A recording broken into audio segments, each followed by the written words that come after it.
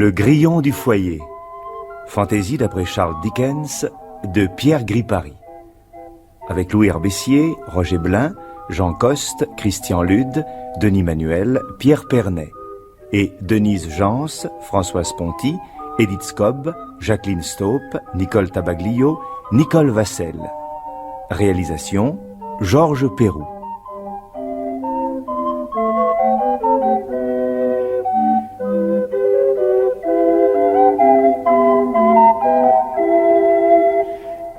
Bonsoir, je suis le grillon du foyer. J'habite une belle petite maison, toute pimpante et proprette, dans un village d'Angleterre. Ma place est dans la cheminée, auprès du feu, sur lequel chante la bouilloire. Dans cette même maison habitent encore deux personnages importants. Le buffet et la pendule. Eux et moi, à nous trois, nous sommes les esprits tutélaires, les maîtres du logis. Ensuite, il y a les hommes.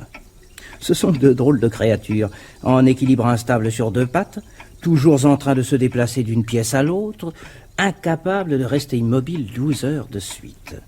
Ils s'imaginent, je ne sais pourquoi, que la maison est à eux, mais en réalité, ce sont nos domestiques. Tous les matins, ils allument pour moi le feu dans la cheminée, ils remontent la pendule, ils astiquent le buffet. Nous sommes contents de leur travail, nous leur laissons leurs illusions, et nous écoutons volontiers leur babille, car ils bavardent sans arrêt. L'histoire que je vais vous raconter, c'est justement l'histoire de nos hommes. Une histoire dramatique, tragique même, qui se serait certainement terminée. Mais n'anticipons pas. Il faut d'abord que je vous présente nos hommes. Il y a John, le voiturier. C'est lui qui se charge des transports entre le village et la ville prochaine. Il y a Dora, sa femme, délicieuse Dora, mais je n'en dis pas plus long, vous ferez vous-même sa connaissance. Il y a le bébé, vous ne l'entendrez pas. Il est très sage, mais il sera souvent question de lui. Enfin, il y a Tilly. C'est une petite orpheline d'une quinzaine d'années qui a été recueillie par John et Dora et qui sert de nourrice sèche au bébé.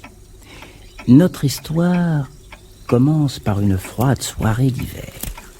La charmante Dora est assise près du feu, de mon feu, le bébé dans les bras. Tilly, qui est sortie pour guetter le retour de John, rentre dans la maison. Qu'il fait froid, madame, qu'il fait froid. Fermez la porte. Vous n'avez pas vu la voiture? Non, madame. Il ne devrait pourtant pas être loin. Je l'ai jusqu'au tournage, j'ai rien vu. Il va faire déjà nuit. Prenez le bébé, voulez-vous? Et mettez la bouilloire sur le feu. Tout de suite, madame.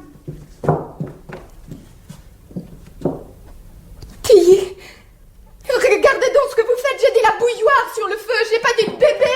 Oh, pardon, madame.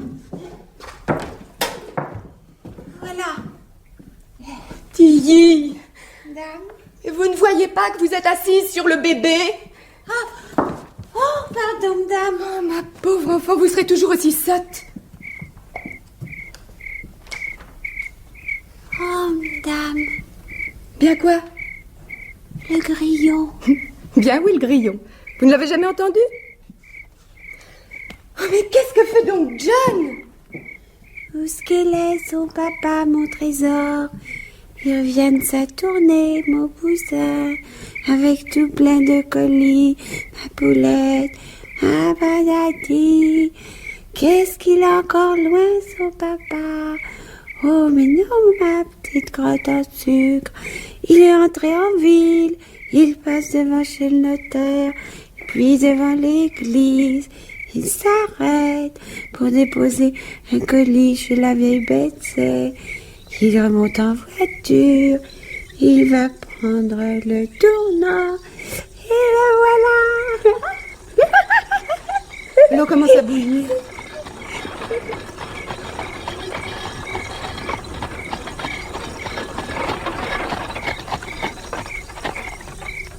C'est lui. Tilly, allez faire le thé. Oh, mon chéri. Oh, qu'il fait froid. Mon pauvre John, vous êtes gêné. Ah oui. Posez vos colis sur la table, là. Nous allons prendre le thé tout de suite. Oh. Eh bien, Tilly, qu'est-ce que vous attendez? Tout de suite, dame. Mais Tilly, comment portez-vous le bébé? Pardon, monsieur. Oh. Mais non, pas comme ça. Ça fait une petite tête contre la bouilloire. Passez-le-moi, tenez. Mais non, pas la bouilloire, le bébé. Oh, ma pauvre fille. Voilà, madame. Allez faire le thé, allez. Asseyez-vous, John. Le thé va être prêt dans une minute. John, pourquoi me regardez-vous de cette façon? Écoutez-moi, Dora.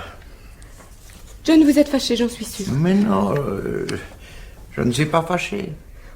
Oh, John, je suis sûre que vous allez encore me parler sérieusement. Mais voyons, Dora, il faut bien être sérieux de temps en temps. Oh, non. Non, écoutez-moi, chérie.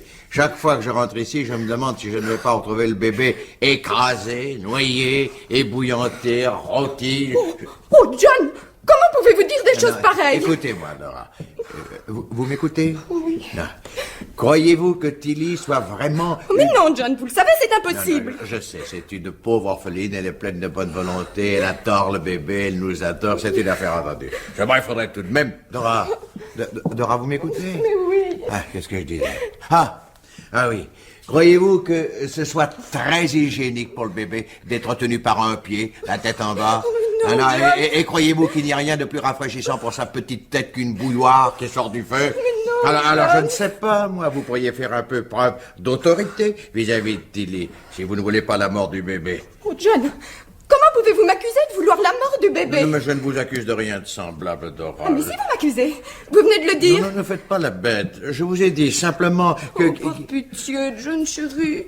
Mais je ne suis qu'une sotte, je le sais. Mais non. Mais je l'étais déjà quand vous m'avez épousée, vous le saviez. Et pourtant, vous m'avez épousée quand même. Non, Dora, ma chérie, il n'est pas question de... Je sens que vous ne m'aimez plus. Chérie, qu'est-ce que vous allez chercher là? Je suis sûre, John chéri, que vous regrettez de m'avoir épousée. Dora, ma chérie, ne dites pas de bêtises. Comment pourrais-je regretter ces 2 ans pendant lesquels vous avez été une épouse parfaite? Non, John. Une mauvaise épouse, au contraire. Sotte, maladroite, étourdie. John chéri, vous m'aimez quand même? Dites. Ah, bien sûr, voyons. Alors embrassez-moi. Et embrassez le bébé. Ne me parlez plus jamais de choses sérieuses. Vous savez bien que ça me fait pleurer, Villa chérie. Vous me le promettez, dites. C'est promis. Voilà le thé. Posez-le sur la table. Tout ça? Oh, je n'ai pas faim. Oh, mon Dieu, John. Quelle créature inconséquente vous faites. Chaque fois que vous dites ça, je peux être sûre que vous allez manger comme un ogre. Tenez, installez-vous. Tilly, passez-moi mon tricot. Merci. Maintenant, prenez le bébé et allez vous asseoir près du feu. Et ne bougez plus pour l'amour du ciel. John chéri, Hein? je peux regarder les colis? Si ça vous amuse, ma chérie. Mais ils sont pas pour nous, vous savez. Justement, raison de plus. Oh, la curieuse. Petite curieuse. Écoutez, vous entendez, John? Le grillon. Vous entendez comme il chante fort? En effet, ma parole en met un coup. John, comment pouvez-vous vous exprimer d'une manière aussi vulgaire? Excusez-moi, ma chérie, vous savez bien que je n'ai aucune éducation. C'est faux, John. Vous n'avez pas le droit de dire cela. Vous êtes l'homme le plus délicat, le plus délicieusement bien élevé que je connaisse. Non. Sauf quand vous parlez sérieusement. Là alors, quand vous parlez sérieusement... Non, je le ferai plus. Chut, chut. Vous l'entendez, John? Oh, sapristi, oui, je l'entends. Il est en voix ce soir. Il nous annonce une bonne nouvelle, John, j'en suis sûre. Il nous porte bonheur. Ah, ouais. La première fois que je l'ai entendu, chérie, vous vous souvenez? C'est quand je suis entrée ici, en sortant de l'église, dans cette maison qui devenait la mienne. Et c'est lui qui m'a accueillie. Il chantait à tue-tête comme aujourd'hui. Aussitôt que je l'ai entendu, j'ai cessé d'avoir peur. Peur? Mais de quoi aviez-vous peur? Taisez-vous, John. Vous n'avez pas beaucoup d'expérience. Et je crains bien de ne pas en avoir acquis beaucoup plus depuis 2 ans. Mais j'ai compris que vous m'aviez choisi telle que j'étais, une petite poupée, sotte, sans cervelle. Ouais. Et que vous tâcheriez de m'aimer un peu, malgré tout. Dora. Taisez-vous, John. Faut pas parler la bouche pleine. Dites-moi, John chéri, vous n'avez jamais regretté de m'avoir épousé? Dora. Vraiment jamais, pas une seule fois? Quand même une toute petite. Dora, chérie, comme si je vous demandais, moi, si vous ne regrettez pas d'avoir épousé un vieil ours qui a 20 ans de plus que vous. Ne dites pas cela, Johnny. Ne le pensez jamais. Il y a des pensées qui portent malheur. Vous ne mangez plus? J'ai fini. Ah, vous avez fini, je crois bien. Vous avez mangé tout le jambon, tout le pain, la moitié de la confiture et presque tout le beurre. Et vous n'aviez pas faim à vous entendre. Ah. Vous voyez, John, quel homme imprévoyant vous faites. Alors, asseyez-vous près du feu, je vais bourrer votre pipe.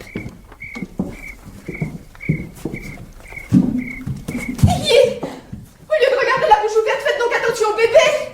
Vous voyez bien qu'il a glissé par terre. Pardon, madame. Tenez, passez-le-moi. Et débarrassez la table. John chéri, voilà votre pipe. Merci. Dites-moi, John chéri, Qu'est-ce que vous voulez? je peux regarder les colis? Regardez tout ce que vous voudrez. Oh, une plante en pot. Qu'elle est belle. C'est pour qui? Devinez? C'est sûrement pour quelqu'un de riche. Oh non, Pour qui alors? c'est pour Caleb. Il doit venir la chercher. Pour sa fille? Oui, Pauvre Bertha. seulement c'est un secret. Il ne faut pas qu'elle sache que c'est lui. Oh, oui, oui, je sais. Pauvre Caleb. Et ceci? Qu'est-ce aussi pour Caleb? Qu'est-ce que ça peut bien être? On dirait des perles de Mais verre. attention, c'est peut-être fragile. Oh, et ce gros colis rond. Oh, qu'il est lourd. Mais ma parole, c'est un gâteau de noces. Il n'y a qu'une femme pour deviner ces choses-là. Mais pour qui est-ce? Devinez? John, vous n'allez pas me dire que c'est pour... Si, c'est pour Crunch. Alors c'est décidé. Oui, Mais c'est pour quand? après-demain. Pauvre Edith. Comment peut-elle épouser un homme pareil? Elle n'a sans doute pas voix au chapitre. Tout de même, un homme qui a 20 ans de plus qu'elle. Oui? Eh bien, et moi, alors, est-ce que je n'ai pas 20 ans de plus que vous? Mais ça n'a aucun rapport, Ah. mon chéri. Vous savez bien ce que je veux dire. Quel homme affreux, ce Crunch. C'est tout ce que vous avez comme colis? Oui, seulement 4 ce soir. 4? Mais j'en vois que 3. Oh, miséricorde! Il a dû s'endormir dans la voiture, mais il va geler, le malheureux! Qui? Le vieux monsieur! Tilly, Dame? remettez de l'eau sur le feu et préparez la théière. Oui, madame, tout de suite. Pour qui? Pour le vieux monsieur. Le vieux monsieur. Oh, dites, madame, ce n'est pas le diable. Mais taisez-vous donc, voilà une idée.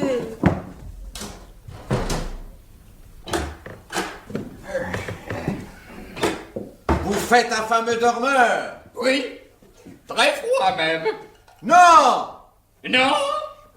Je dis que vous êtes un fameux dormeur! Volontiers, j'en prendrai bien une tasse. Il est sourd comme un pot. On peut refaire du thé? Bien sûr, Tilly s'en occupe.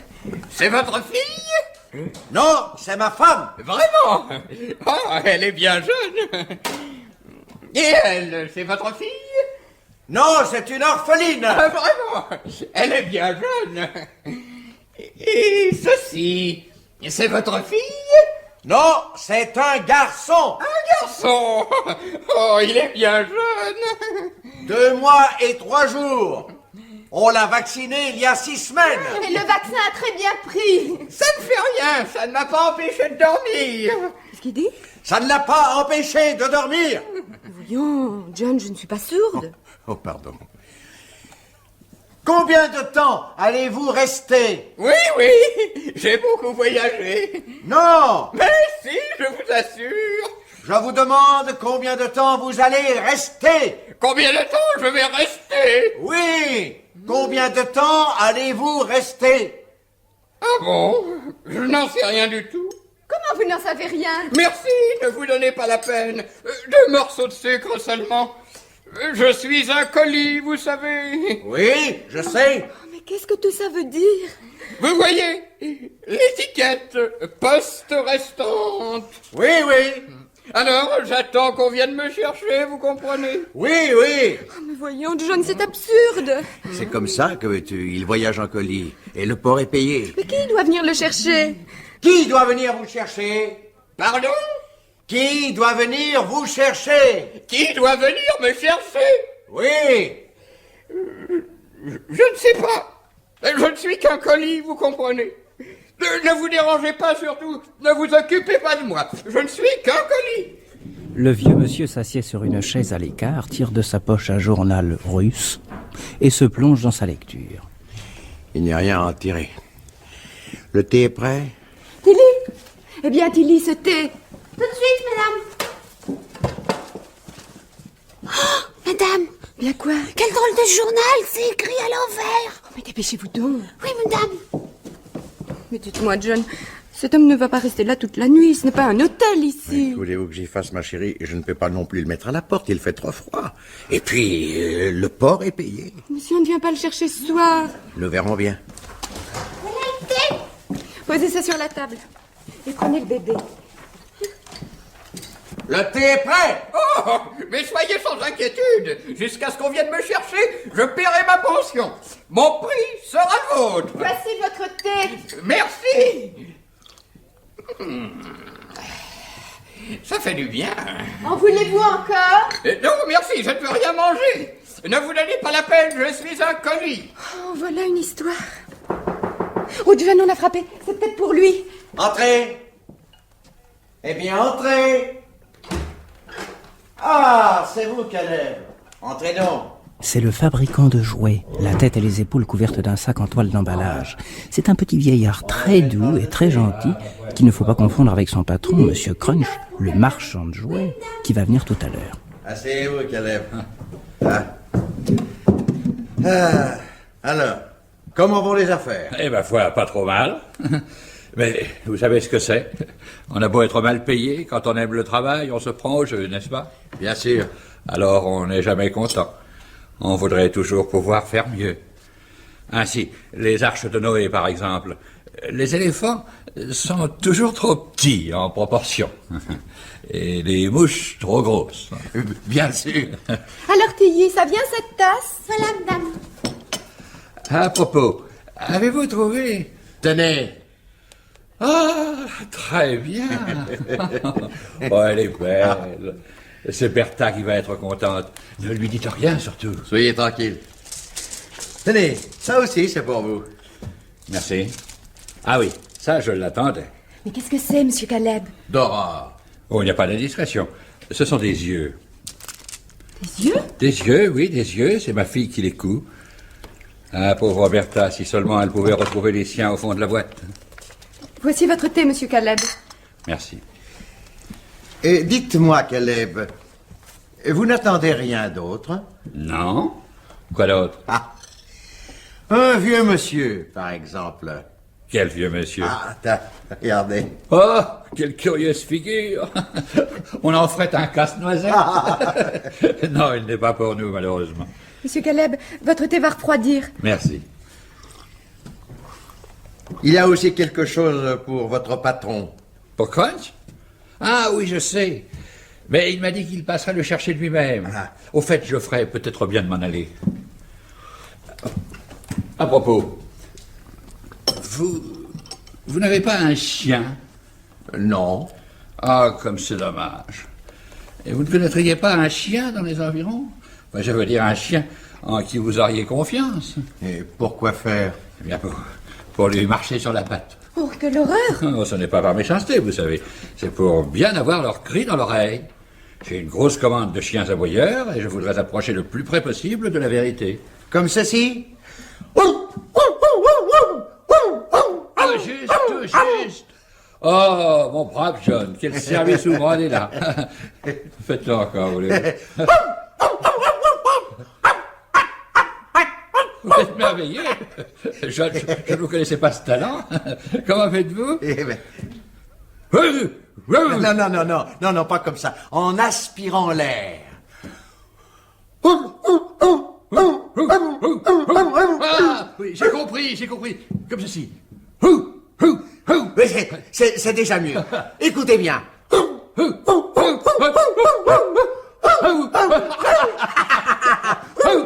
Oui, comme ça, oui, exactement.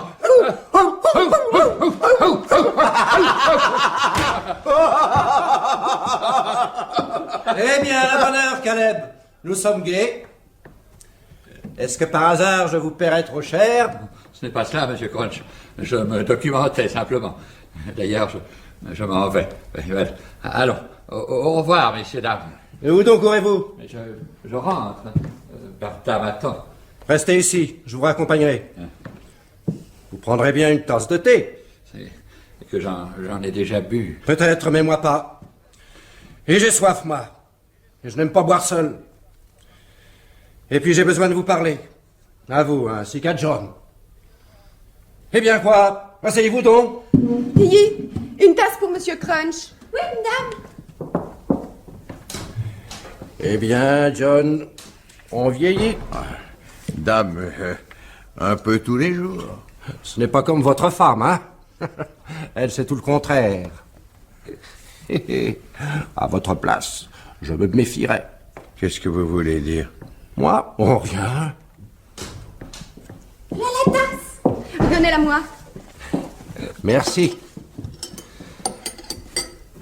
Et le bébé, toujours aussi affreusement sage, hein? Tilly, où est le bébé? Mais c'est vous qui l'avez, madame. Mais non, je ne l'ai pas rappelé, vous, je vous l'ai passé tout à l'heure. Oh, mais je sais pas, madame. Bon Dieu, c'est trop fort. Mais ne jurez pas, mon chéri, je vous en supplie. Cherchez-le. Ne laissez pas la planter comme ça, cherchez-le. Mais non, pas dans le buffet, cherchez-le ailleurs. Mais où ça, madame? Mais je ne sais pas, moi, cherchez-le où il est. Mais où est-il? J'en sais rien, cherchez. C'est incroyable. À chaque minute, ce bébé risque sa pauvre vie. Mon chéri. Mais c'est vrai, ça. Oh. Tiens. Tiens, le voilà. Ne cherchez plus. Où était-il? Ah, sur les genoux du vieux monsieur. Madame, c'est vrai, je me rappelle. Eh bien, c'est encore heureux. John maladroit, ne le tenez pas comme ça, vous allez l'étouffer. Ah, le voilà, son petit poulet. Son petit poulet, son petit poulet.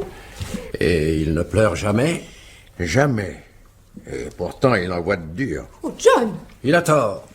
Moi, si j'avais un enfant, je voudrais qu'il pleure tout le temps. Pourquoi? Pour le consoler? Non, pour pouvoir lui donner la fessée. Mais vous êtes méchant. Je suis méchant. Mais enfin, monsieur Crunch, vous n'aimez pas les petits-enfants? Et pourquoi voulez-vous que je les aime? Je ne sais pas, moi. Tout le monde aime les petits-enfants. Eh bien, moi, pas. J'ai horreur des petits-enfants. Je déteste les petits-enfants. C'est sale, c'est insolent, c'est cruel. Ça crie, ça bave. Et tout le reste. Mais pourtant, votre métier... Eh bien, quoi, mon métier? Savez-vous pourquoi je l'ai choisi, mon métier? Non? Pour faire peur aux petits-enfants. Parfaitement. Pour leur faire peur. Pour leur donner des cauchemars. J'ai toute une collection de diables en boîte, de pétards, d'araignées en caoutchouc, etc., etc. Sans compter les images, les livres de contes à faire peur. Et le plus beau, c'est que tout cela se vend, car ils y viennent, les petits démons. Et savez-vous pourquoi ils y viennent? Non, pourquoi? Pour se punir eux-mêmes, parce qu'ils sont mauvais. Dès l'âge de 2 ans, ce sont déjà de petits pécheurs. Et ils le savent. Attendez seulement que celui-ci trotte sur ses 2 jambes. Ce n'est pas vrai, mon bébé n'est pas méchant. N'est-ce pas, ma petite puce? Bah, il n'est pas bâti autrement que les autres, votre bébé. Vous êtes méchant. Je suis méchant, parfaitement. Mais enfin, si vous n'aimez pas les enfants, pourquoi vous mariez-vous? Tiens, vous le savez déjà. Oui. Enfin, j'ai fait ce que j'ai pu pour le croire. Et ça vous a été difficile, pas vrai? Et à vous aussi, John. Est-ce que je me trompe? Eh bien, je me marie pour mon plaisir. Mais... Et justement, à ce propos... Écoutez-moi, John. Et vous aussi, Caleb. J'ai un service à vous demander. Je vous écoute. Et celui-ci? Le vieux monsieur? Oh, vous pouvez y aller, il est sourd comme un pot. Ah bon, tant mieux. Qu'est-ce que vous faites demain dans la journée? Eh bien, demain, c'est l'anniversaire de notre mariage. Comme tous les ans, nous allons passer la journée chez Caleb. Parfait. Eh bien, j'ai l'intention de me joindre à vous. J'amènerai ma fiancée et ma future belle-mère. Et j'apporterai de quoi manger. D'accord? Eh mais, ça dépend. Si Caleb... Eh bien, Caleb, vous entendez? Vous n'allez pas refuser ça à votre bon patron, au bienfaiteur de votre famille. Hein, Caleb?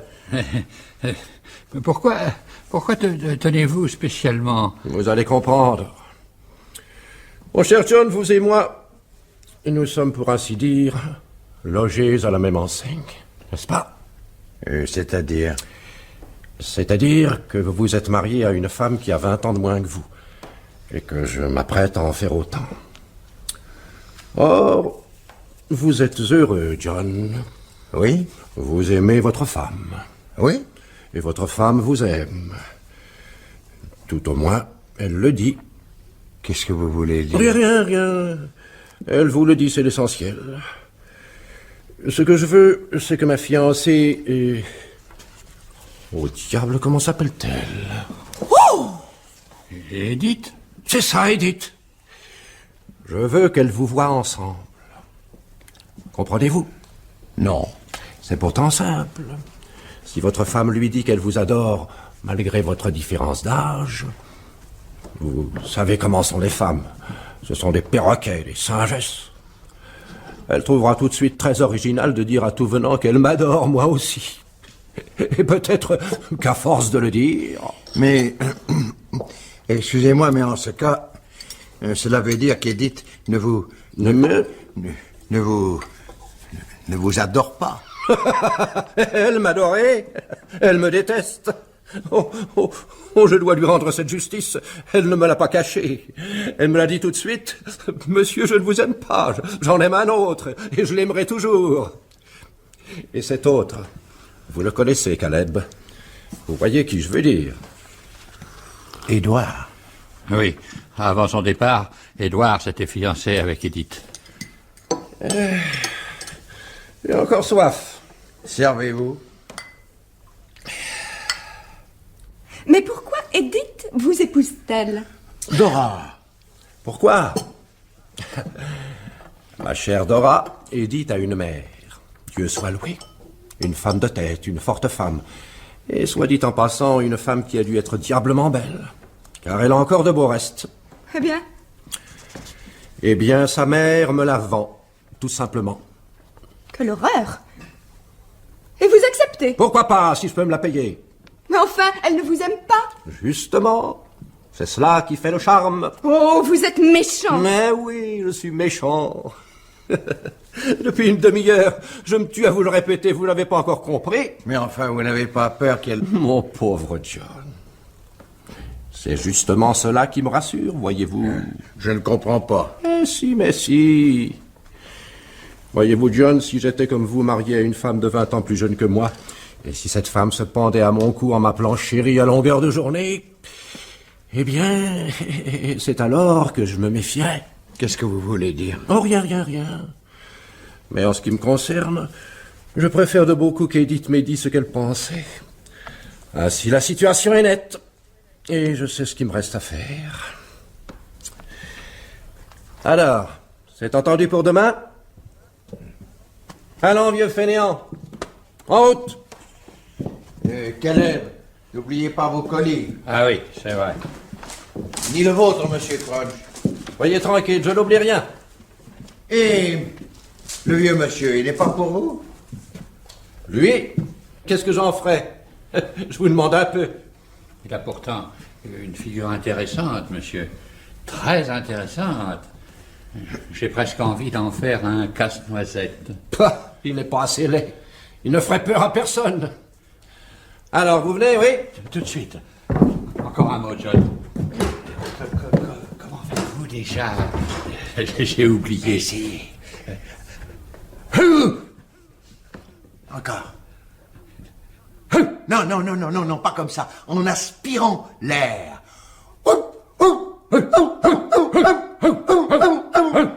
C'est vrai. On aspire l'air. Oui. Allez! Alors quoi? C'est pour aujourd'hui ou pour demain? Voilà, monsieur. Voilà. Au revoir. Je vous remets sur la route. Tilly! Eh bien, Tilly, vous dormez?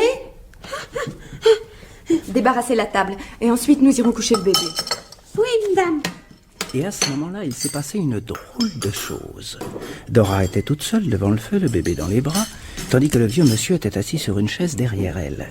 Quand Tilly est sortie en emmenant le plateau à thé, le vieux monsieur a posé son journal sur ses genoux, puis il a enlevé ses lunettes, son faux nez, sa moustache, et ce n'était plus un vieux monsieur du tout, c'était un beau jeune homme de 25 ans. Il a regardé Dora qui lui tournait le dos.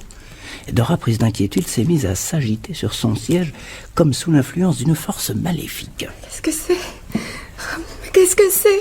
Puis elle s'est levée, elle s'est retournée, son regard s'est croisé avec celui de l'inconnu. Aussitôt, l'inconnu a remis ses lunettes, son faux nez, sa moustache et s'est replongé dans son journal. Qu'est-ce qu'il y a, madame? Rien. Prenez le bébé. Dora. Dora, c'est vous qui avez crié? Oui. Oh, si vous saviez, John. Oh, j'ai eu si peur. Peur? Et de quoi avez-vous eu peur? Mais de rien, John. Oh, c'était trop drôle. Dora. Oh, excusez-moi, Johnny, si vous saviez. C'était comme un spectre. Mais enfin, quoi? Mais rien, Johnny, rien. C'était une idée. Oh, c'est fini maintenant, c'est passé. Dites-moi, mon chéri. Quoi? Qu'est-ce que nous allons faire du vieux monsieur à présent? Eh bien, je ne sais pas trop. Voyons, John, on ne peut tout de même pas le mettre à la porte. Il fait trop froid. Et puis, le port est payé. Bien sûr, mais enfin, ce n'est pas un hôtel ici. Écoutez-moi, Johnny. Puisqu'il paie, on n'a qu'à le garder en pension. Oh, il n'est pas bien gênant. Comme vous voulez, ma chérie, si vous n'êtes pas gênée. Oh, moi, mais pas du tout, voyons. Je vais lui mettre un matelas par terre dans la pièce à côté. Amenez-le ici. On va vous montrer votre chambre. Non, merci, je n'ai pas faim. Suivez-moi. Venez.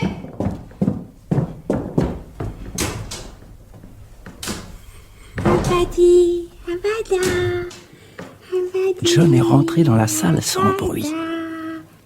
Abadi. Qui c'est qui fait peur à sa maman, mon trésor? C'est le vieux monsieur. Et qui est-ce qui a fait pleurer sa maman, mon poussin? C'est le vieux monsieur. Et qui est-ce qui a fait rire sa maman, ma petite poule? C'est le vieux monsieur. Et pourquoi le vieux monsieur, il a fait peur à sa maman, ma petite puce?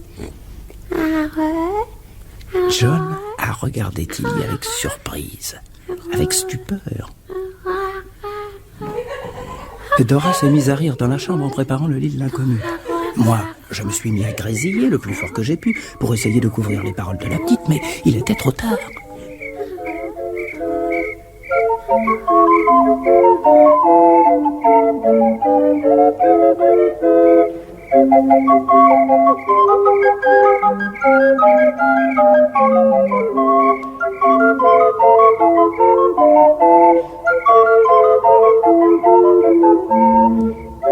Le lendemain, comme convenu, tout le monde se préparait pour le déjeuner chez Caleb.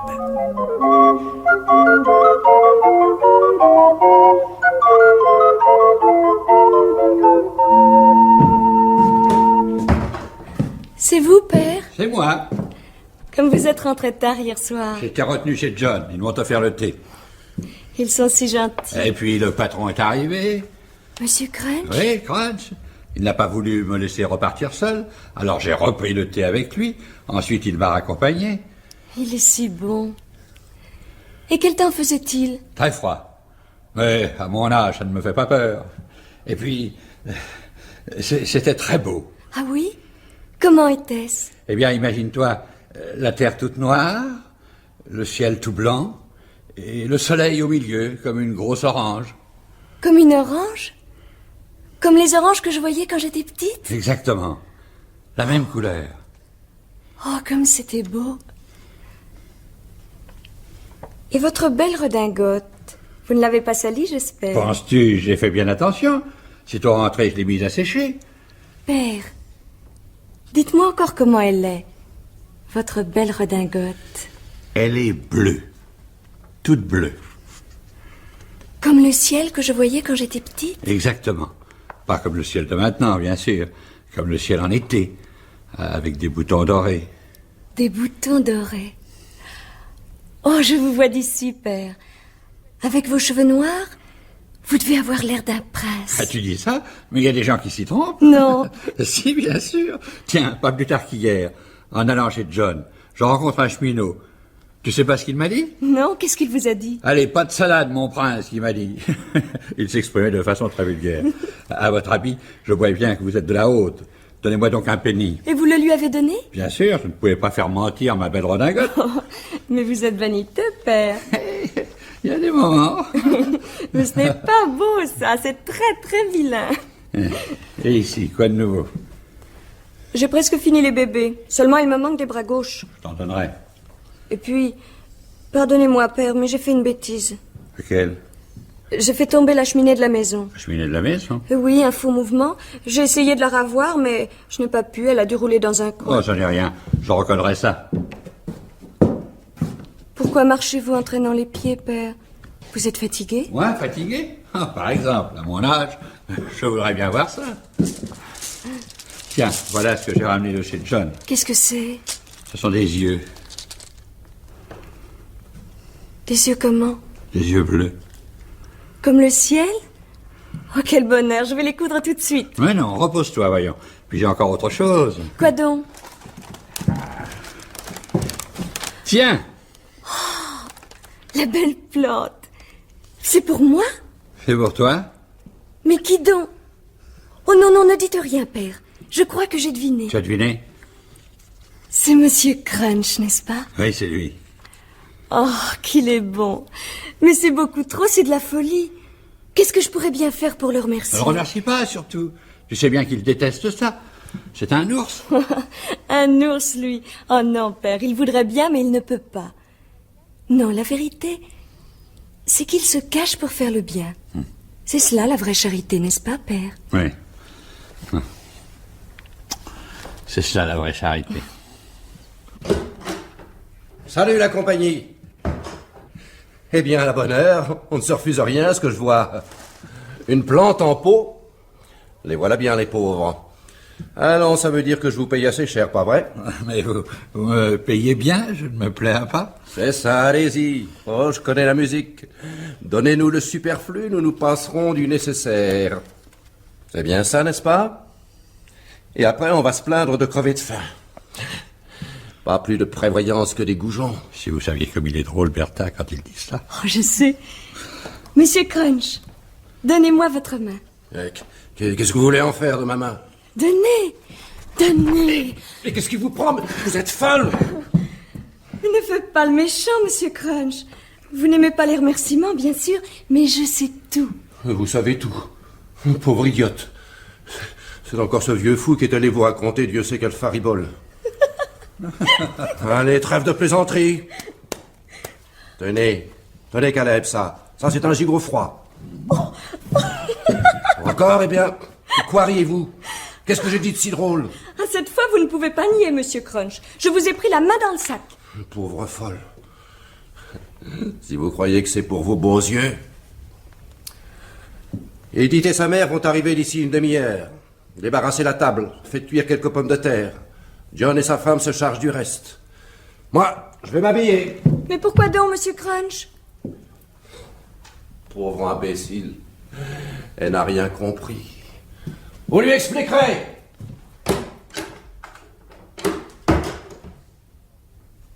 Père, Père, où êtes-vous? Je suis là. Assieds-toi. Je mets des pommes de terre à bouillir. Surveille-les. Pendant ce temps-là, moi, je débarrasse la table. Mais qu'est-ce qui se passe donc? Ah, c'est vrai, je ne t'ai pas dit. Tu sais qu'aujourd'hui, John vient dîner ici avec sa famille. Bien sûr, comme tous les ans. Eh bien, Edith va venir aussi, avec sa mère. Et Crunch aussi. Oh, quel bonheur. Mais pourquoi donc? Parce que Crunch se marie demain. avec Edith.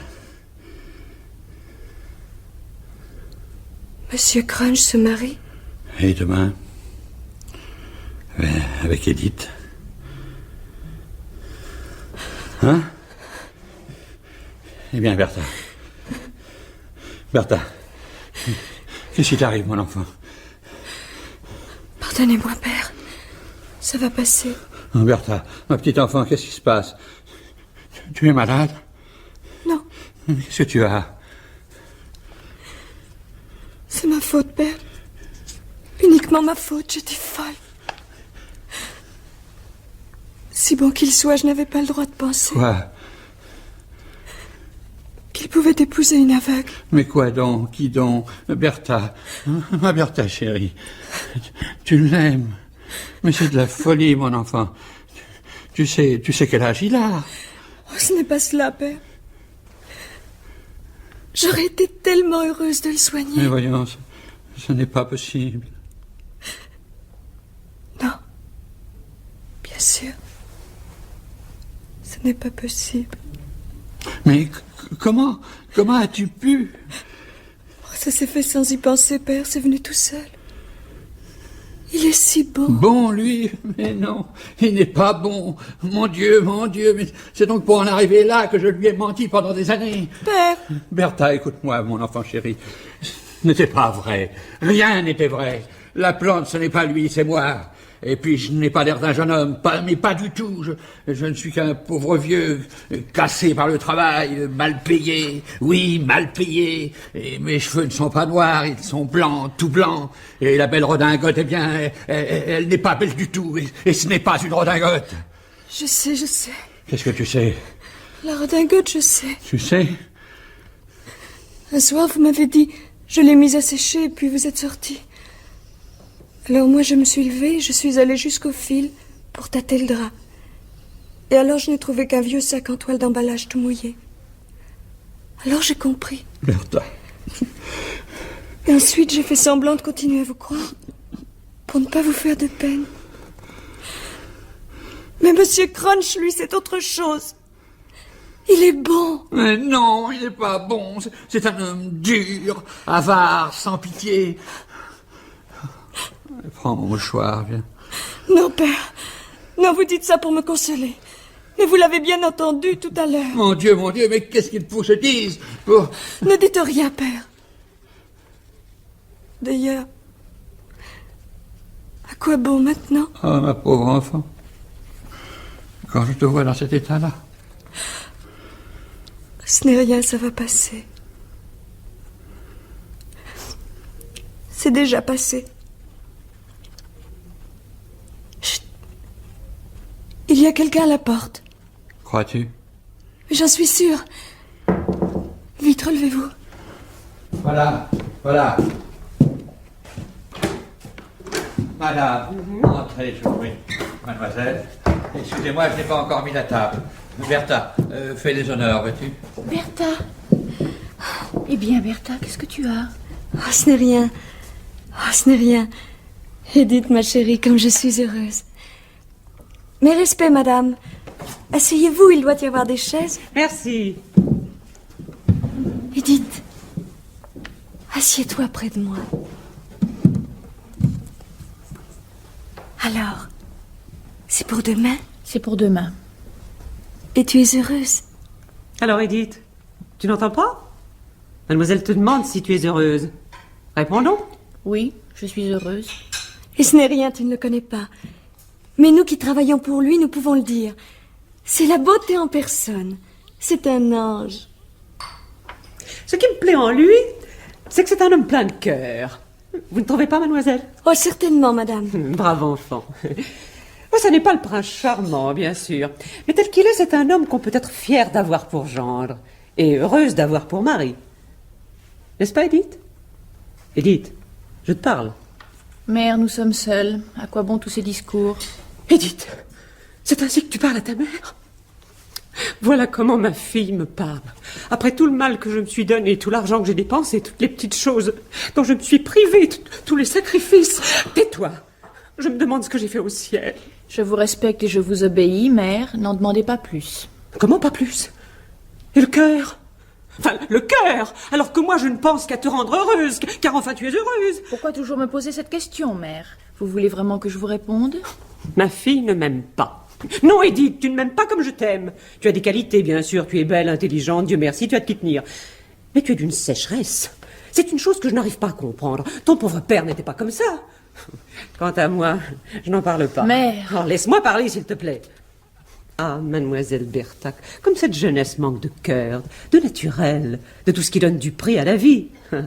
De mon temps, je vous assure, nous autres jeunes filles, nous avions un peu plus de sentiments.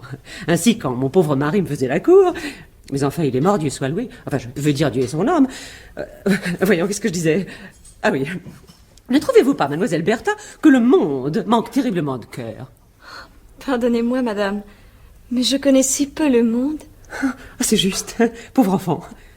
Voilà une leçon pour vous, Edith. Au lieu de faire la tête, vous feriez mieux de penser à cette pauvre aveugle qui, elle, ne se mariera jamais. Mais... Oh, pardon. Je vous ai fait de la peine. Mais non. Non. Non, vraiment. Oh, tant mieux. Vous voyez, elle supporte son sort, elle, avec courage. Avec gaieté, même. Bien qu'elle sache pertinemment qu'elle restera vieille fille et qu'il n'y ait pas d'homme assez fou pour épouser une aveugle. N'est-ce pas, ma chère enfant? Mère, je vous en supplie. Bonjour tout le monde. Oh, c'est vous, monsieur Crunch. Edith, mon enfant, c'est ton fiancé. Approchez, approchez. Edith, vous attendez avec impatience. Belle maman, mes respects. Edith? Eh bien, Edith, tu n'embrasses pas ton fiancé? Bertha, nous nous sommes déjà vus, nous deux. Alors, Caleb, la table est mise? Je finis à l'instant. À la bonne heure. J'espère que les autres ne vont pas tarder. J'ai faim, moi. Les pommes de terre sont cuites? Voilà. Entrez. Ouais. Ah, bonjour, Caleb. Bonjour, monsieur Crunch. Oh, comme vous êtes beau. Vous avez rajeuni de 20 ans. Qu'est-ce qu'elle raconte? Oh, dites, ma petite chérie, si vous saviez quel bonheur. Ah, mais non, vous ne pouvez pas comprendre. Oh, Bertha, comme je suis heureuse. Bien, Bertha, qu'est-ce qui t'arrive? Tu as pleuré? Mais non, ce n'est rien, ce n'est rien. Mon vieux Caleb, je vous prie de m'excuser, mais j'amène un convive de plus. Le vieux monsieur. Oui, restez là. Là. Nous ne pouvions pas le laisser seul à la maison et Dora a tellement insisté pour qu'il soit de la fête. Ça nous gêne pas trop? Ouais, non, voyons. Nous sommes plus à après. Je vais mettre un autre couvert. Et nous avons apporté le vin.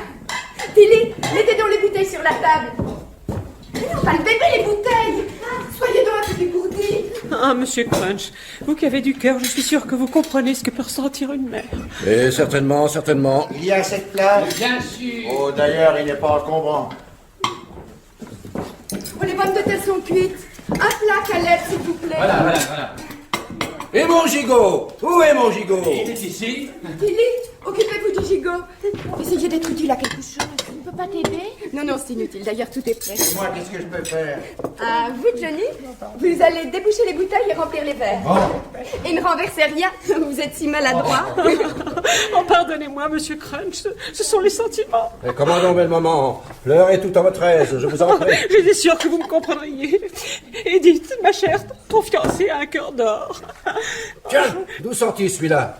Vous avez amené le vieux monsieur, John? Que voulez-vous? Nous ne pouvions pas le laisser seul à la maison. Et puis, Dora a tellement insisté. Merci. Quelle drôle d'idée. Même pas assez laid pour faire un casse-noisette. Tilly, vous avez mis le gigot sur la table? Oui, madame. Alors faites un peu de place pour les pommes de terre, voilà.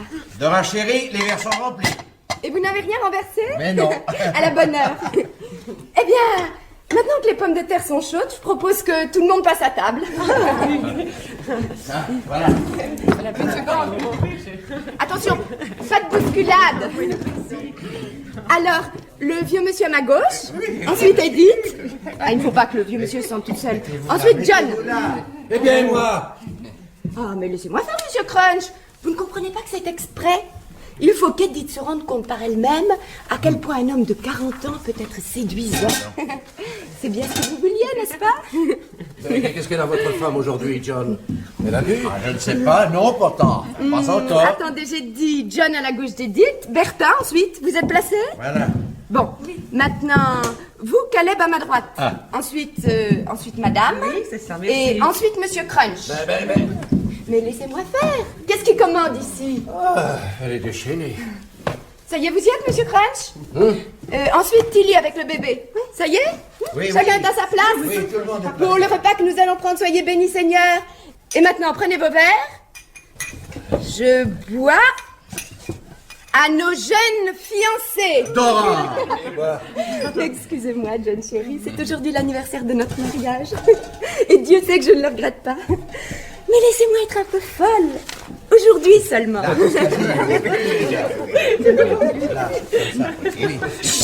Du silence, s'il vous plaît.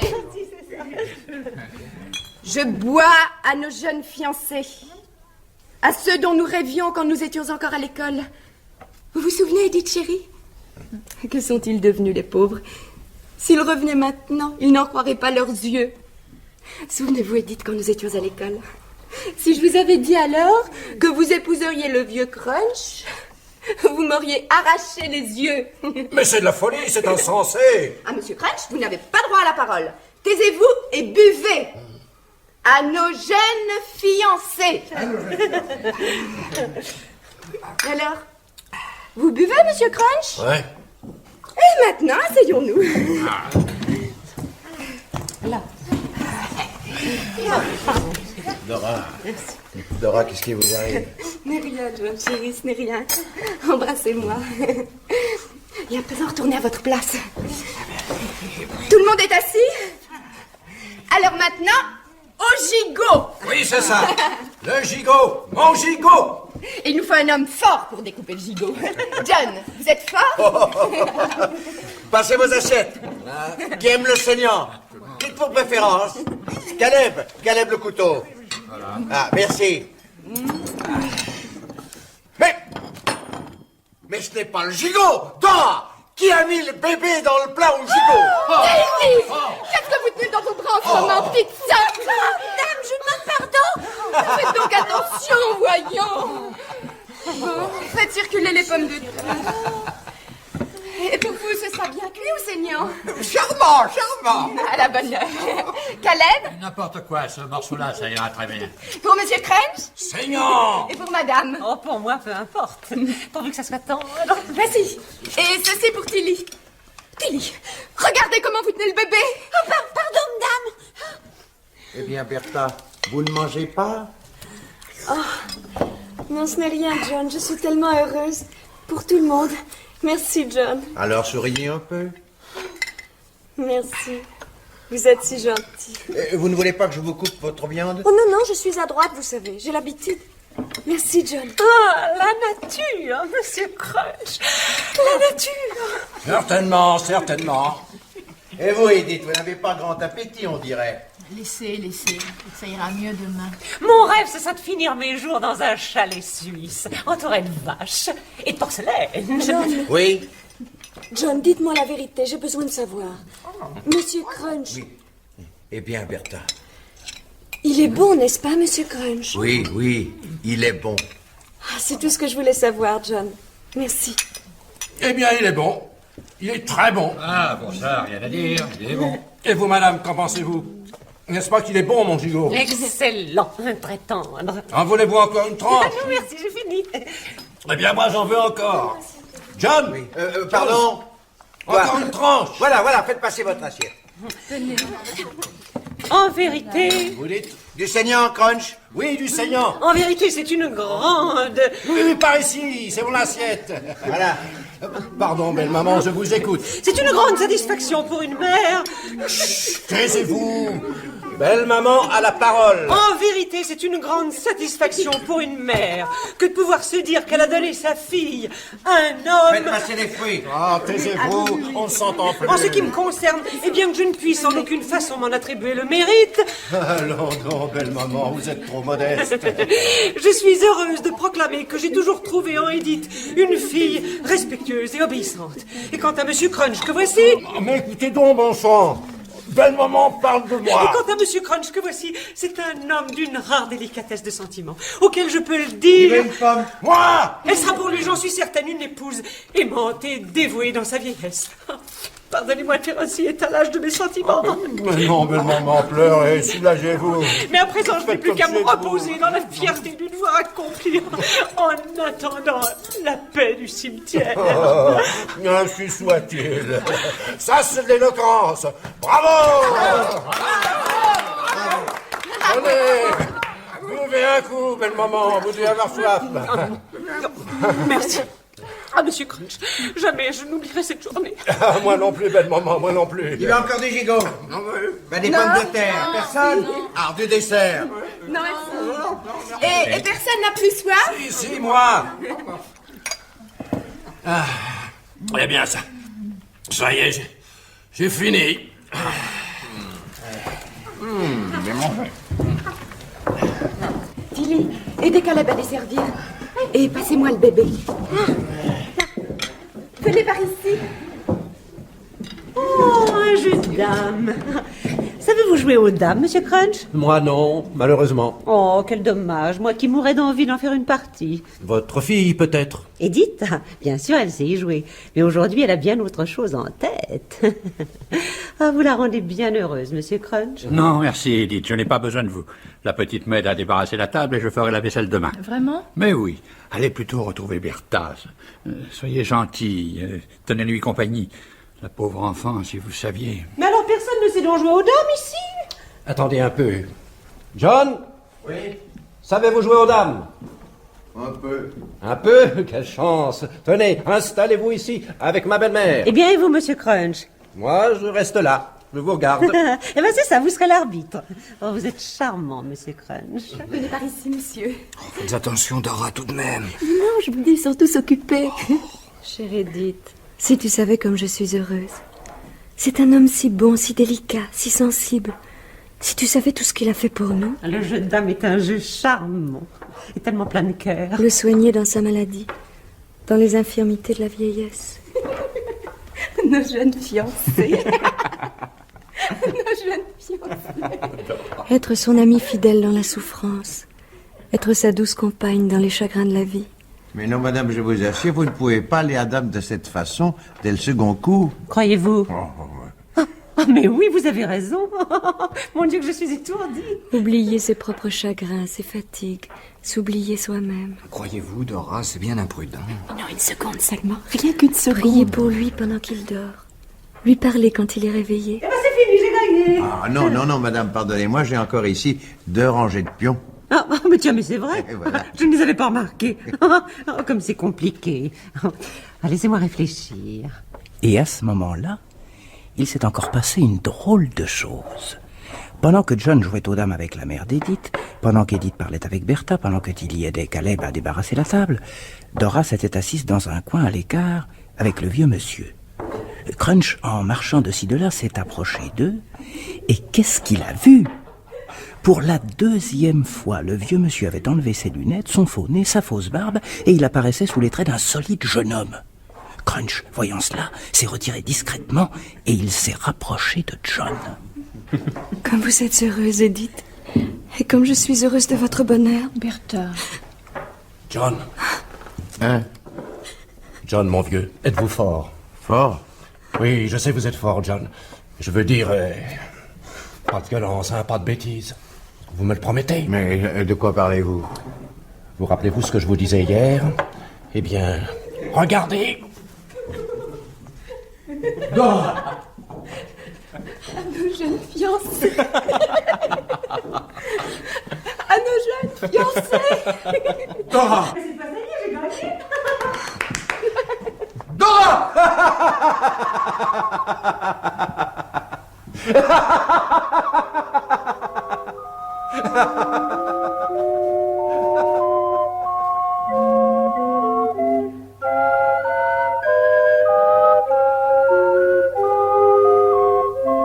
Cette nuit-là, Dora est rentrée seule avec Tilly et le bébé. John ne l'a pas accompagnée. Il n'est rentré que bien plus tard, presque au petit matin, accompagné de Crunch. Par hasard, je ne dormais pas.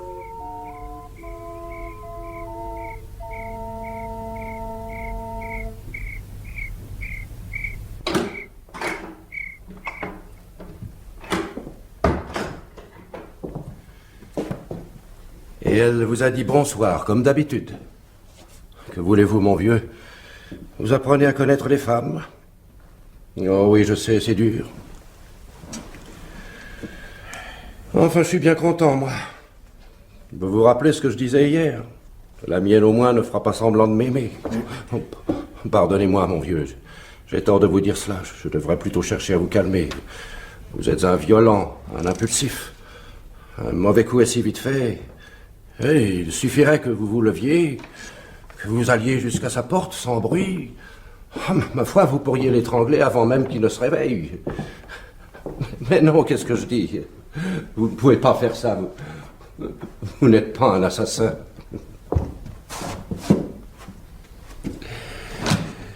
Et puis, vous êtes trop honnête pour le prendre comme ça à l'improviste.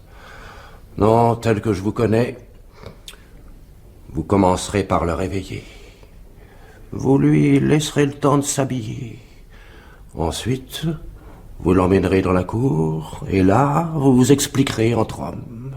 Oui, mais attention. Et si vous n'étiez pas le plus fort?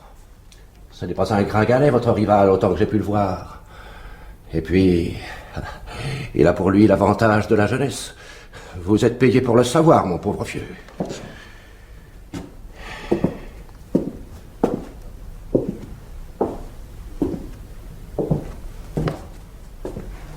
Alors, qu'est-ce que vous allez faire? Allons, réfléchissez un peu, John. Ne perdez pas votre sang-froid, que diable. Tiens, qu'est-ce qu'il y a sur cette table? Mais ma parole, c'est un couteau. Un couteau? Un couteau? Quelle idée! Mais non, c'est trop atroce. Et pourtant, un couteau, c'est tellement commode. Oh, c'est une tentation, il faut bien l'avouer, c'est une grosse tentation. Vous avez déjà tué des chevreaux, il me semble, des moutons, vous connaissez la manière. Ce serait si simple. Le prendre, ce couteau, vous lever, marcher doucement jusqu'à sa porte, tout doucement. Mettre la main sur la poignée sans faire de bruit. Prêter l'oreille une seconde. Une seconde. Et là, qu'est-ce que c'est? Le grillon. Le grillon? Quel grillon? Vous avez un grillon?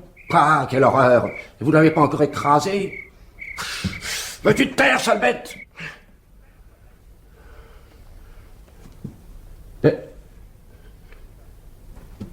Et là, John, doucement, mon vieux. Sortez. Mais voyons, John. Sortez. Mais... Sortez. Vous n'avez pas compris que je vais vous tuer? Si, tout de suite. Et inutile de me raccompagner. Je connais le chemin. D'ailleurs, je me marie demain, n'est-ce pas? Il ne faut pas que je me couche trop tard. Eh bien, c'est ça. Au revoir, mon vieux.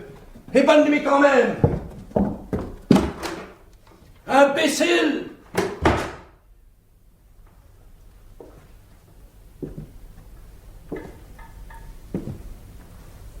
Dora.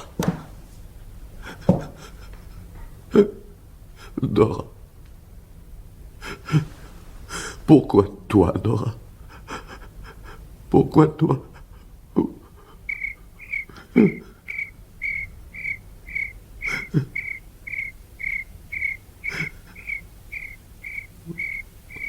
Dora. Dora. Dora? Dora. Dora. Dora? Dora. Qu'est-ce que c'est? Dora. Dora. Dora. Qui est là? Qui êtes-vous? Je suis la pendule.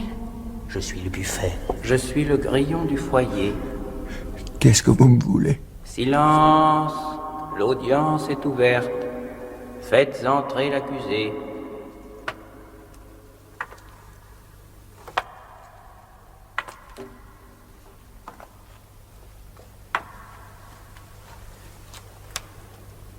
Ne dites pas cela, Johnny. Ne le pensez jamais. Il y a des pensées qui portent malheur. Dora. Silence dans la salle. L'accusée a-t-elle quelque chose à dire? Écoutez. Entendez-vous John le grillon? La première fois que je l'ai entendu, John chéri, vous vous souvenez? C'est quand je suis entrée ici en sortant de l'église, dans cette maison qui devenait la mienne. Dora. C'est lui qui m'a accueillie. Il chantait à tue-tête. Aussitôt que je l'ai entendu, j'ai cessé d'avoir peur. Dora. J'ai compris que vous m'aviez choisie telle que j'étais. Une petite poupée sotte et sans cervelle. Que vous tâcheriez de m'aimer un peu, malgré tout. Dora. Silence dans la salle. Que dit le jury? Non coupable. Non coupable. En notre âme et conscience, devant Dieu et devant les hommes, notre réponse est non. L'accusé n'est pas coupable. Non coupable. Non coupable. Non coupable. Non coupable. Non coupable. Non coupable. Non coupable. Non coupable.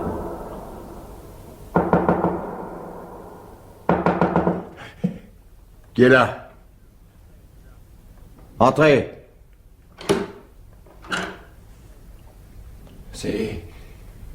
C'est moi, John, mon vieux. Je viens prendre de vos nouvelles. C'est vous. Et votre noce? Ma noce?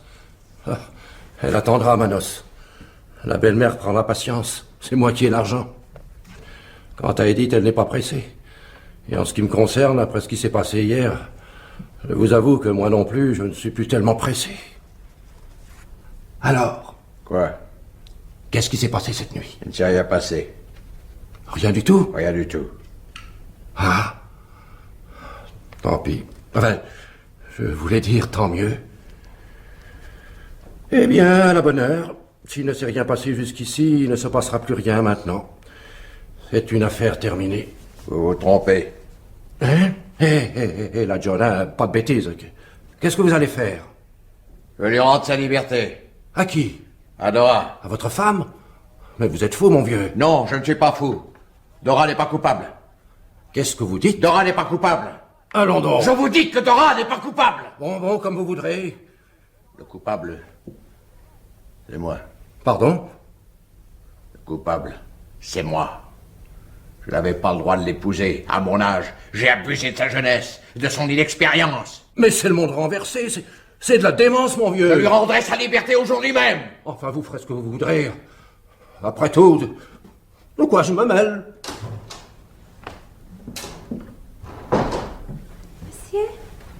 Monsieur? Bonjour. Eh bien, qu'est-ce que vous attendez? Posez ce plateau sur la table. Et allez-vous-en. Pardon, monsieur, mais c'est pas pour monsieur, c'est pour le vieux monsieur. Le vieux monsieur. Allons, Johnny, pas de bêtises, du calme. Eh bien, entrez. Vous voyez bien qu'il dort. Soyez fort, mon vieux, soyez fort.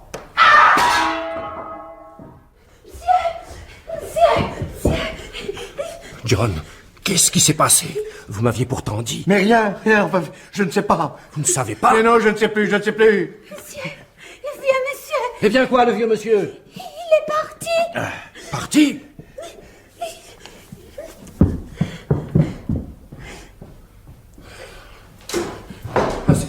C'est vrai, il est parti. La fenêtre est ouverte. Eh bien, vous me la recopierez, celle-là. Vous pouvez vous vanter de m'avoir fait une peur. Allons. Asseyez-vous, c'est fini, mon vieux. Toi, un verre de goutte pour ton patron. Oui. Allez, remue-toi, mon Dieu. Buvez-moi ça, Johnny. Du nerf. Il ne faut pas que votre femme vous voie dans cet état. Quant à toi, la gosse, hein, pas un mot à personne, tu m'entends? Sans ça, je te mets la tête entre les deux oreilles. Allez, trotte, t'as assez vu?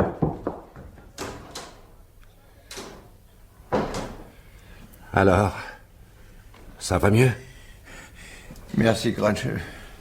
Je suis confus, c'est trop idiot. Allons donc. Comment vous sentez-vous? Très bien, merci.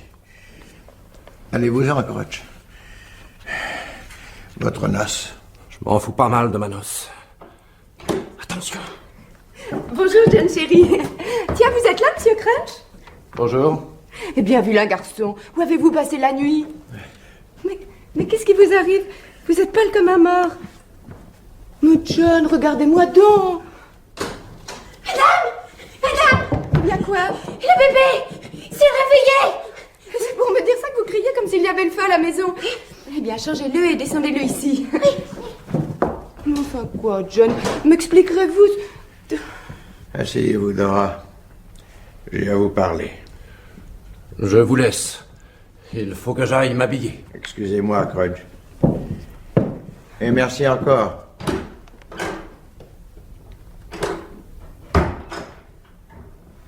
Je vous écoute. Dora, il faut que je vous parle sérieusement. Alors?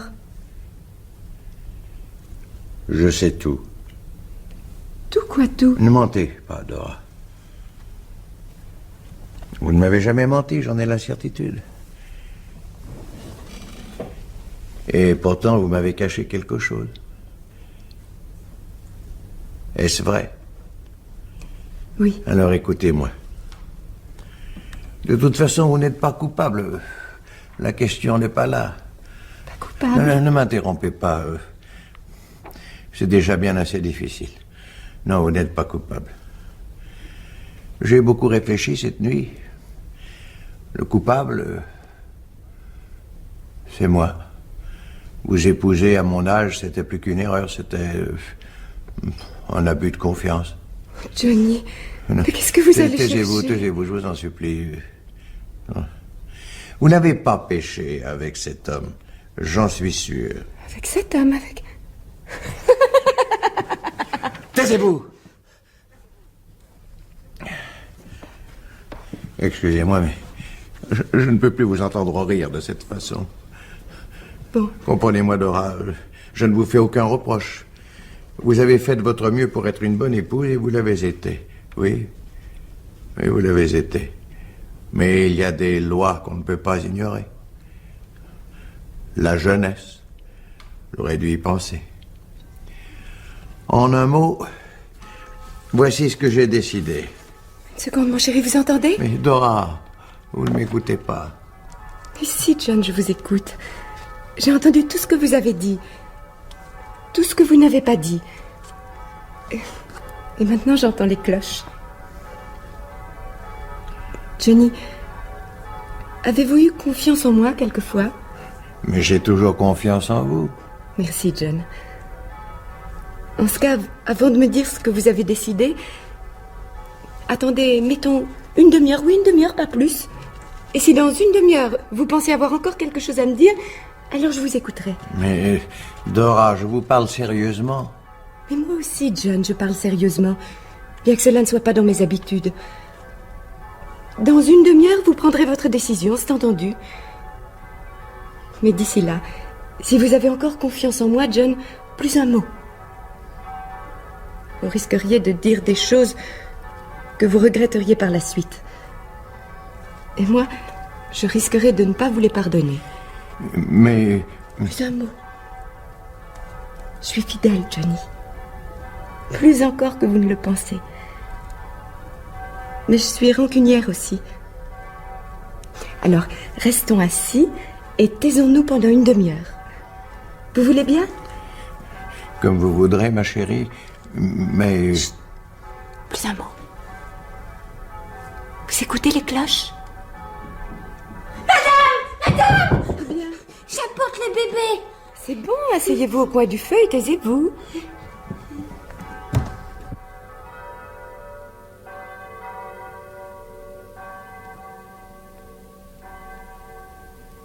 Entendez-vous, Johnny? Les cloches se taisent.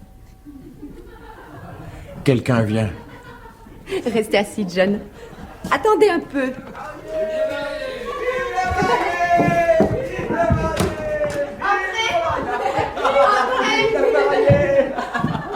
Oh, chère Edith, quel bonheur. John, venez par ici. Je vous présente le mari d'Edith. Le reconnaissez-vous? Le vieux monsieur. Eh oui, le vieux monsieur. Et ce n'est pas tout, pas seulement le vieux monsieur. Qui est-ce encore? C'est mon fils, John. C'est Édouard, le frère de Bertha, qui était parti aux Indes. Moi non plus, je ne l'avais pas reconnu. Mais moi, je l'ai reconnu tout de suite. John chéri, je leur ai dit de venir faire leur repas de noces ici. Caleb, le pauvre, il n'a plus rien chez lui. Nous lui avons tout mangé hier. Dites-moi, j'ai bien fait, Johnny? Allons, Johnny. Embrassez la mariée, voyons, je ne suis pas jalouse. Merci. Vive la mariée. Vive la mariée. Qu'est-ce que tout ça veut dire? Alors, Monsieur Crunch, tout ceci est entièrement de ma faute, et je suis à votre disposition. Me reconnaissez-vous? Édouard! J'avais une priorité sur Edith, Monsieur Crunch, vous le saviez. Vous l'avez dit vous-même dans cette pièce pas plus tard qu'avant-hier. Mais alors c'est un complot? C'était un complot, Monsieur Crunch. À présent, je suis marié avec Edith, et vous pensez bien que je ne vais pas divorcer tout de suite, même pour vous faire plaisir. Nom de Dieu! Ne jurez pas, monsieur Crunch. Conduisez-vous comme un homme de cœur. Vous, lâchez-moi! Oh, non, écoutez-moi, monsieur Crunch. Oh oui, bien sûr, mais c'est un regrettable malentendu. Mais que voulez-vous? Les sentiments, le cœur. Allez-vous me lâcher, oui? Oh, quand le cœur a parlé, il n'y a plus rien à faire. Mettez-vous à ma place, monsieur Crunch. Ce jeune homme est plein de cœur, lui aussi, et de plus, il est bien plus riche que vous. Assez! Qu'est-ce que vous croyez? Que je vais me mettre à pleurer, peut-être? À pleurer pour une gamine qui me préfère ce galopin?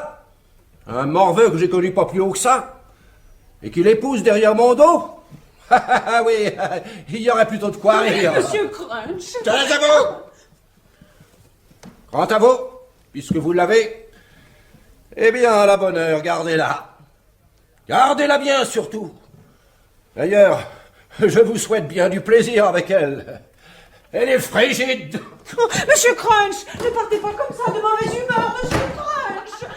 Oh. Il est fâché. Dora. Dora, ma chérie. Oh, comment ai-je pu penser? Pas un mot, John chéri. Il y a des mots qui portent malheur. Pardonnez simplement à votre petite femme oiseau son imprudence et son étourderie. Et puis n'en parlons plus jamais. Plus jamais. Voilà. Maintenant, mes chers amis, je dois vous prévenir d'une chose. J'ai acheté tout ce qu'il fallait, seulement je n'ai rien préparé. Alors, si vous voulez manger, il s'agirait de nous y mettre. D'accord. Tout de suite. Ah non, non, pas vous, Edith. La mariée ne doit rien faire. Restez ici. Et vous aussi, Caleb, avec votre fille. John, mon chéri, voulez-vous m'aider? Mais oui, Dora. Tilly, ne soyez pas tout le temps dans les pieds de tout le monde. Asseyez-vous dans un coin avec le bébé et restez-y. Qu'est-ce que je dois faire, Edith? Qu'est-ce qu'il faut dire? Elle ne veut pas me croire. Voyons, Bertha. Non.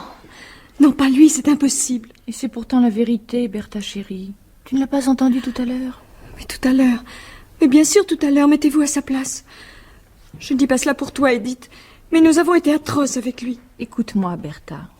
À présent, je peux te dire la vérité. Si ton frère n'était pas arrivé, Crunch m'épousait.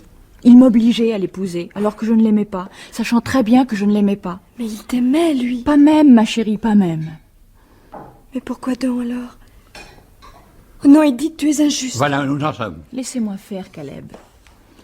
As-tu confiance en moi, Bertha? Crois-tu que je veuille te mentir en ce moment? Non. Alors écoute. Crunch est un homme dur, terriblement dur. Ton père a travaillé pour lui toute sa vie. Oui. Et pourquoi? Pour un salaire de misère, car vous êtes pauvres tous les deux. Tu sais que vous êtes pauvres. Oui, je le sais. Alors crois-moi, c'est une erreur, une grosse erreur. Non seulement Crunch est trop vieux pour toi comme pour moi, mais encore c'est un méchant homme. Non, non, il n'est pas méchant. Comment peut-on être méchant? Ce n'est pas possible, ça ne veut rien dire, ça ne peut pas exister. Bertha. Et le gâteau de noces? Oh, monsieur Crunch. Et le gâteau de noces, y avez-vous pensé seulement au gâteau de noces? Hein? Les voilà bien les pauvres. Pas plus de prévoyance que des goujons. Qu'est-ce que vous avez cru? Que j'allais le manger tout seul? Tenez, le voilà le gâteau de noces. Taisez-vous. Et ça, ce sont des jouets pour le bébé. Taisez-vous, taisez-vous, je ne veux pas vous entendre. Monsieur Crunch. Oh, monsieur Crunch. Qu'est-ce qui m'arrive? Bon Dieu, qu'est-ce qui m'arrive? C'est affreux, c'est épouvantable. Je sens que je deviens bon. Moi, Jérémy Crunch, je suis en train de devenir bon. C'est atroce. Ne me laissez pas seul. Il y a de quoi devenir fou. Mais oui, vous êtes bon, monsieur Crunch. Je le savais bien, moi. Pauvre idiote, vous n'avez rien compris. Je suis mauvais comme la gale, vous entendez? Ne vous calomniez pas, monsieur Crunch. Vous êtes un homme tellement plein de cœur. Oh, c'est affreux, c'est comme si j'étais mort. Je suis mort. Qu'est-ce que je vais devenir maintenant? Edith, mon ange chéri, qu'est-ce qu'il faut faire? John, il faut faire quelque chose. Allez-y, Édouard. Edith. Oui. Monsieur Crunch. Quoi? Monsieur Crunch. Il n'y a plus de Monsieur Crunch. Monsieur Crunch, croyez bien que nous tous ici, nous comprenons vos sentiments. J'ai été cruel avec vous tout à l'heure, Monsieur Crunch. Pourtant, nous sommes de vieilles connaissances. Quand j'étais gosse, j'allais acheter des jouets chez vous. Et vous me faisiez peur. Ça ne s'oublie pas, ces choses-là. Monsieur Crunch, si vous n'êtes pas trop... Enfin, si ce n'est pas au-dessus de vos forces, voulez-vous nous faire l'honneur? Non, non, pas l'honneur, le plaisir. Oui, je dis bien, le plaisir de rester avec nous. Oh oui, monsieur Crunch, restez avec nous. Oh oui, monsieur Crunch. Pauvre idiote. Oh, dites oui, monsieur Crunch. Oh, merci, monsieur Crunch. Pas de remerciements. Donnez-moi une chaise, voulez-vous? Et maintenant, au travail. Le dîner ne va pas se faire tout seul.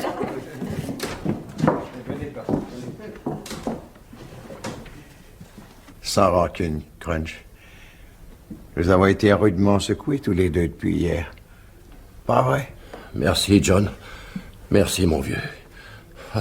C'est bête, je ne trouve rien à dire. Mais vous êtes un brave cœur, John. Merci, mon vieux.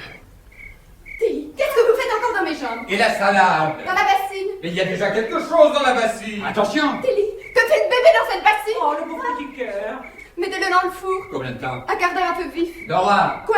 Je viens de trouver le bébé dans la farine. Tilly! Oh, pardon! Ma pauvre fille, où avez-vous la tête? Dans le ventre avec un peu d'oignon. C'est quoi les artichauts? Le cœur, c'est moi le cœur. Ce n'est pas trop lourd? Non, non. Vous ne voulez pas qu'on vous aide? Pas la peine. Attention, bébé!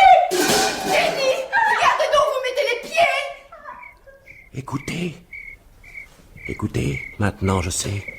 J'ai compris. J'y vois clair. Le grillon. Oui, le grillon du foyer. Écoutez.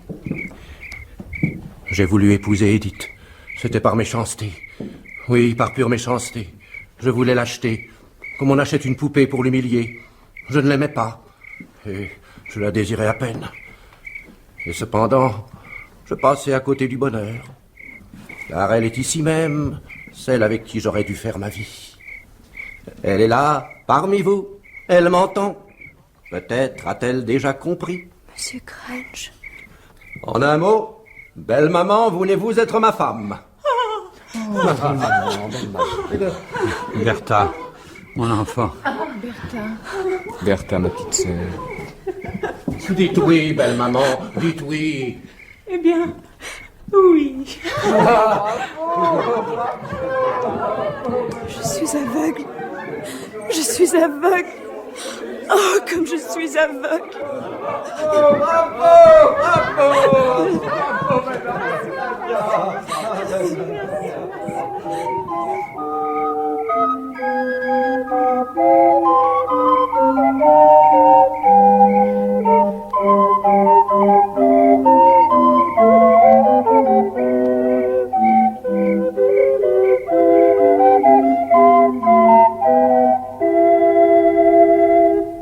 Vous venez d'entendre Le Grillon du foyer, fantaisie d'après Charles Dickens, de Pierre Gripari, avec Louis Herbessier, Roger Blin, Jean Coste, Christian Lude, Denis Manuel, Pierre Pernet, et Denise Jans, Françoise Ponty, Edith Scobb, Jacqueline Staupe, Nicole Tabaglio, Nicole Vassel. Bruitage, Claude Knosp. Prise de son, Daniel Tourcière, assisté de Annie Lebègue. Assistante, Paulette Gillan. Réalisation, Georges Perroux.